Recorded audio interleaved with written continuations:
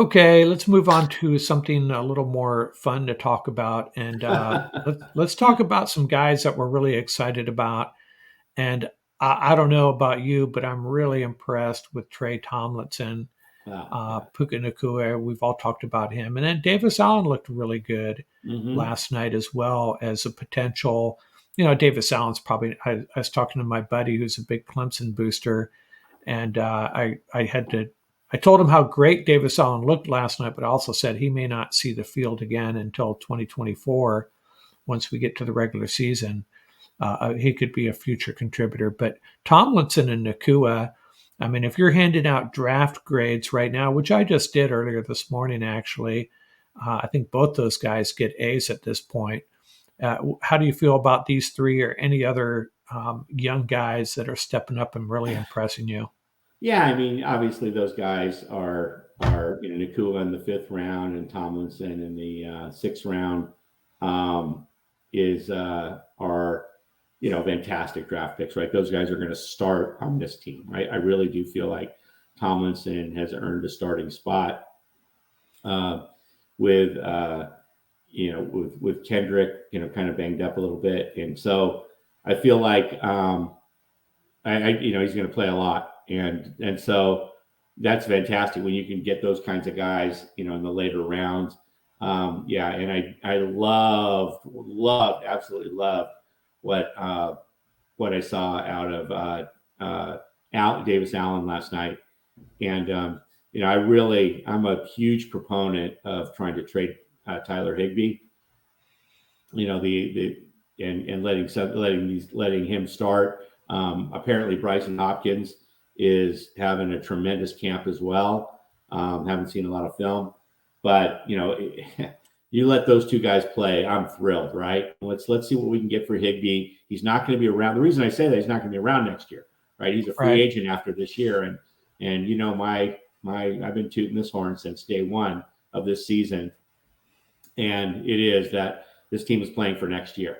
And so, why take up snaps and progression and development from anyone on this team that isn't going to, why give snaps to anyone that isn't going to be here next year?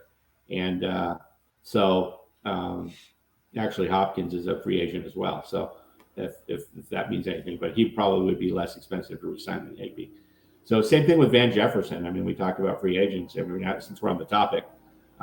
I'm a proponent of. I do think they will. I think they will trade at least one of those guys in the season when another team has an injury, and I'm not sure which one, but I'm pretty confident that one of those two guys will get traded. Anyway, having said that, yeah, those are the draft picks. Obviously, Steve Avila is a tremendous, number two. And Zach Evans hasn't shown much. Stetson Bennett, up and down as we all know. And in terms of maybe a couple other guys, McClendon is looking okay. He's had some bad moments. We talked about Turner and Byron Young, and we talked about him as well. So yeah, it'll Yeah, be interesting to see. yeah. The one guy that nobody's really talking about, and maybe we're just all assuming he's the real deal, but I haven't been able to determine if that's the case, and that's Steve Avila. Plugged in there at left guard. I'll have to go back and watch closely to determine what type of what level player is he. Do you have a feeling yet? Oh, 100%. He is. The saying on the offensive line is if you don't hear your name, you're doing a great job. And the cameras are very good at, and these these there's a lot of guys on these NFL crews, and they're spotters, and they always put the camera on the guy that gave up the sack or was in coverage that gave up the throw. And we haven't, that guy's has not been had his a camera on him or his name mentioned Have once. you seen him blow open a hole yet in the running game? Oh yeah, yeah. He is as rock solid as any of our. I mean, I would say he and Alaric Jackson on the left side are absolutely just killing it. But those two guys are 110% locks, and obviously as is Havenstein. But although he hasn't even played as well, I'd say Jackson's outplayed Havens. Havenstein has had his troubles. So in the Yeah. particularly in the scrimmage, the live practice, the joint practice against the Raiders. So Yeah. those guys, the left side is locked in. And if you're going to move, how good do you have to be to move off Nopu? And not Yeah. only at left tackle, but at left guard, Right. where he's way more comfortable than right guard. Like you have to be really good to move off of a $13 million a year offensive lineman. Right. Okay. Fair enough. I wasn't sure about Avila. I don't focus intently on the offensive line during games. It's really difficult to do that. I've got to go back and watch some more. Um, but It's that's interesting in preseason. I'm really focused on. Actually, that's what I'm watching more than anything is the D line and O line, and and then watching the All 22, which is so inexpensive these days. For any good Ram fan, I just encourage you to go get the NFL Plus and watching the All 22. It's $6-7 a week or whatever it is.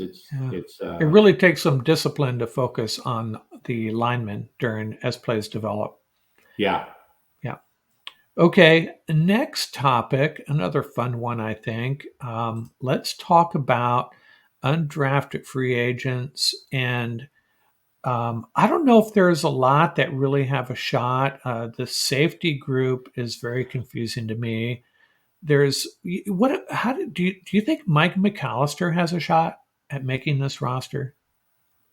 You He's mean the center. He's played every snap, I Oh, yeah, believe. yeah, yeah, yeah. Okay, yeah, we were at the yeah, I didn't want to. Yeah, you were talking about safeties. Oh So yeah, sorry, I no, did that's jump there okay. from. Yeah, No, that's okay. No, yeah, that's interesting about McAllister. Uh, he, yeah, he's played every snap in both games, and that's very rare in the preseason. Obviously, the reason is because he's the only other center, and he is, and they're not playing their other two guys, which are locks for the roster, right? So, no, but he's going to be a practice squad guy. They're not going to keep, you know, it's one thing to keep,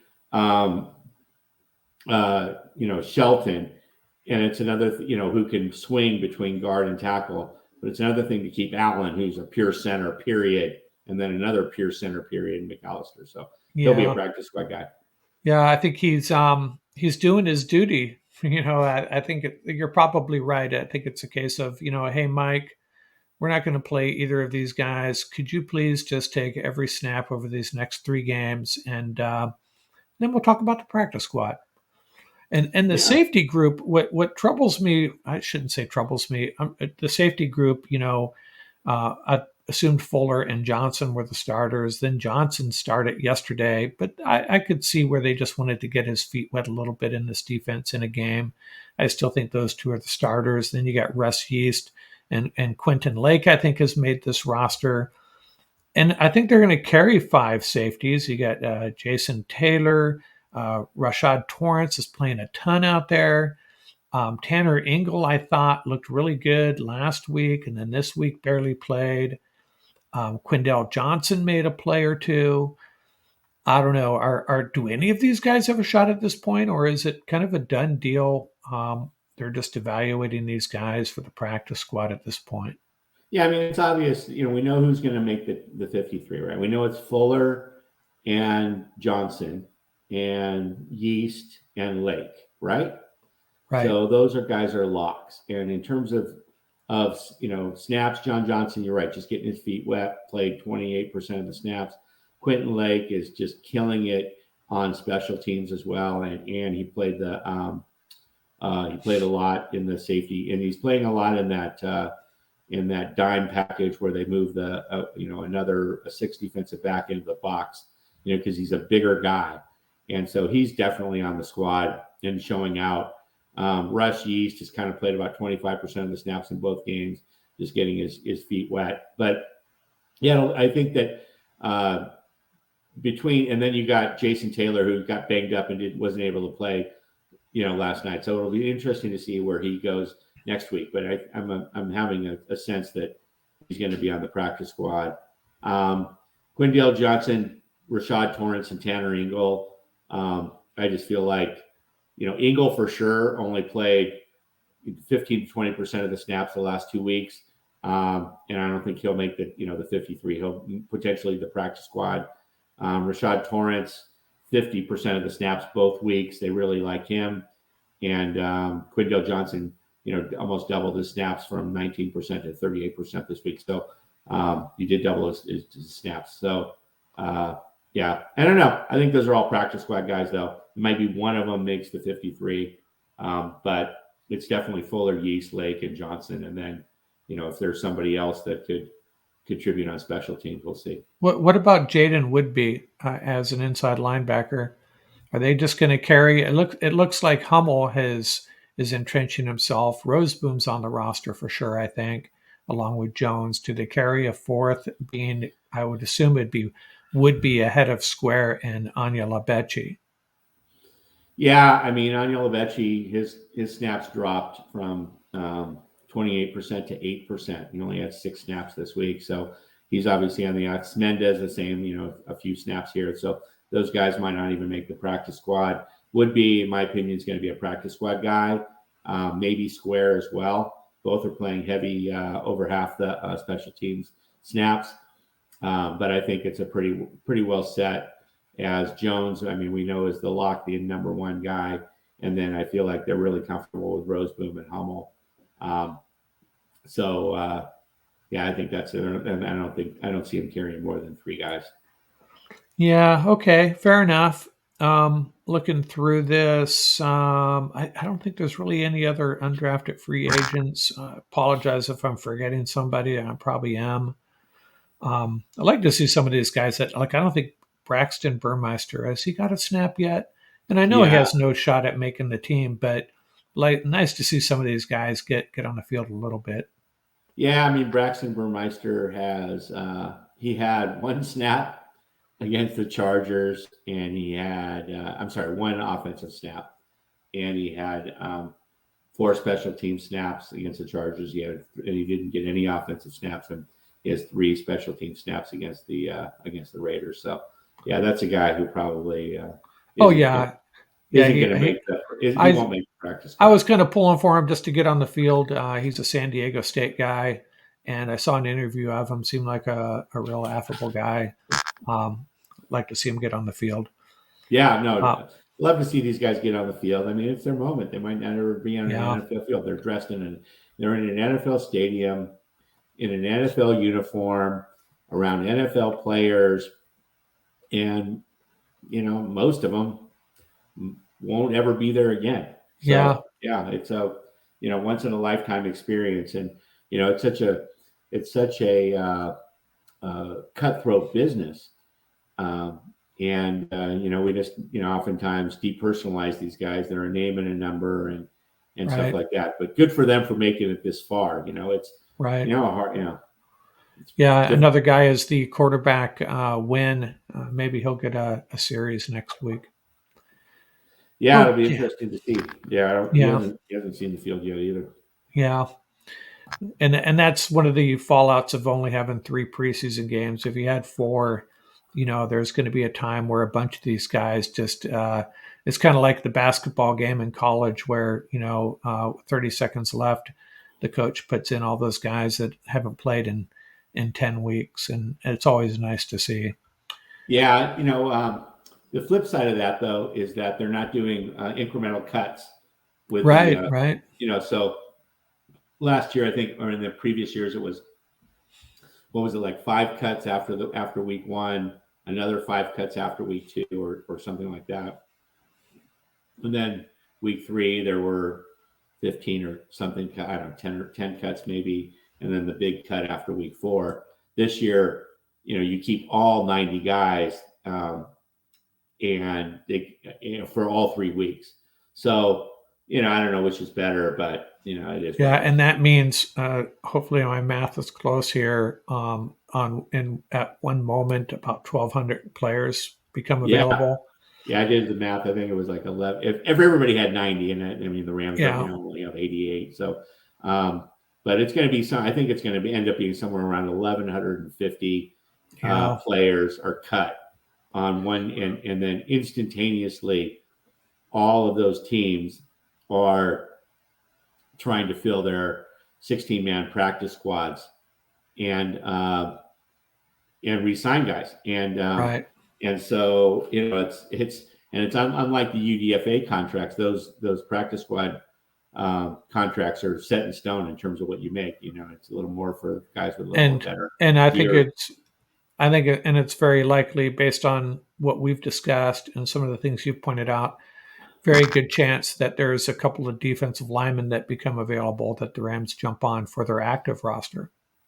Well, yeah, it'll be interesting to see how that pans out. This is the first time, and it's a new thing. We've never seen this many players get cut at one time, and yeah, it's going to be. I think it's going to have some fireworks and some surprises that are really unpredictable.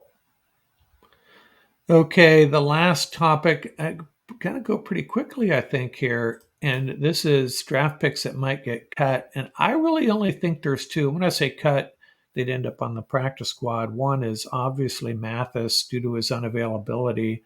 And it's kind of a shame because I think they really loved his athleticism. Maybe they try to protect him and keep him on the 53, but that's going to be tough. And the other one is Mr. Irrelevant Johnson, who I think has looked okay at times, but I just don't know. Like you have said, they're going to keep 6 defensive linemen, and if that's the case, Johnson needs to start stepping up if he's going to make this team, right? Yeah, yeah, I think so, and I think Jason Taylor has a good a chance of being cut. Just to Yeah, he'd be the third. Yeah. add one more.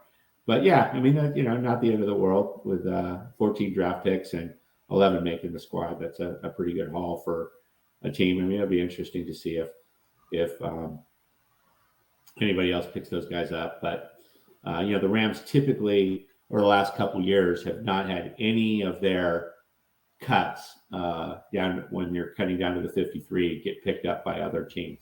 They've been able to re-sign all 16 or all 16 of their preferred practice squad guys that were with them in the past, and they also don't typically reach out to other teams and try and sign guys off of other teams as well. So in terms of right away, so it's we'll see what happens this year, but yeah, I think 11 out of 14. Yeah, not bad. And I think, like I said, I did a little video this morning on my um, preliminary, very premature draft grades at this point, how I'm feeling about this draft. And not bad. It's really not bad. I got a lot of B's, a couple of A's, and potential for many more A's. Just have to see how they pan out.